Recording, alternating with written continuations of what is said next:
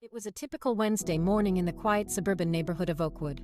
The sun was just starting to peek over the horizon, casting a warm glow over the neatly manicured lawns and perfectly painted houses.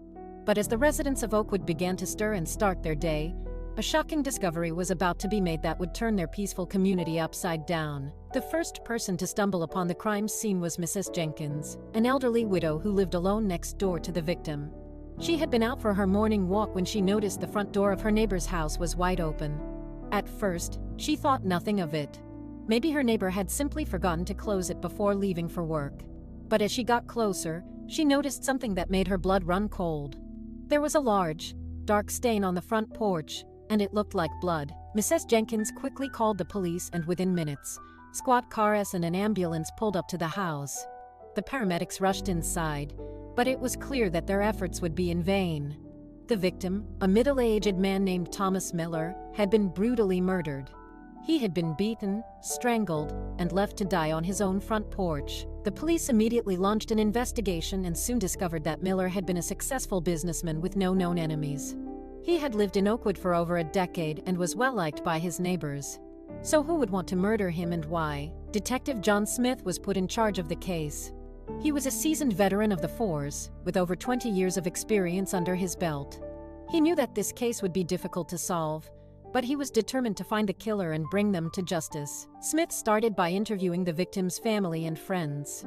They were all shocked and saddened by Miller's death, but none of them could think of any reason why someone would want to kill him.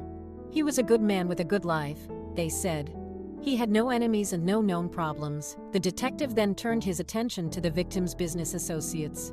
He learned that Miller had been involved in a number of real estate deals in the area, but none of them seemed to have any connection to his murder. He was also a member of a local country club, but again, nothing seemed out of the ordinary. Just when it seemed that the case was at a dead end, a break came in the form of a witness. A woman who lived across the street from the victim had been awake early that Wednesday morning, and she reported seeing a car parked in front of Miller's house. She couldn't see the driver, but she remembered the license plate number. With this new information, the police were able to track down the car and the driver. It was a man named Michael Johnson, who was a business rival of Miller. Johnson had been angry with Miller over a failed business deal and had threatened to kill him. Smith brought Johnson in for questioning and soon realized that he was lying about his alibi for the night of the murder. Confronted with the evidence, Johnson finally broke down and confessed to the murder. The trial was a sensation, with the media following every twist and turn. The prosecution painted Johnson as a cold-blooded killer who had murdered Miller in a fit of rage over a business deal gone wrong. But the defense argued that Johnson had been driven to the brink of desperation by Miller's unfair business practices and that the murder was an act of passion, not premeditation. In the end, the jury found Johnson guilty of first-degree murder and he was sentenced to life in prison without the possibility of parole. For the residents of Oakwood, the trial brought closure to a tragic event that had rocked their community. But for the family and friends of Thomas Miller, the pain of his loss would never fully heal. They were left to grieve and to wonder how someone they thought they knew so well could be capable of such a heinous act. For Detective Smith, the case was another notch on his belt, but it was also a reminder of the evil that can lurk behind even the most ordinary of lives.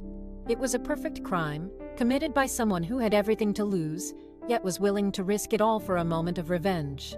And it was a reminder that in the end, no one is truly safe from the darkness that can consume us all.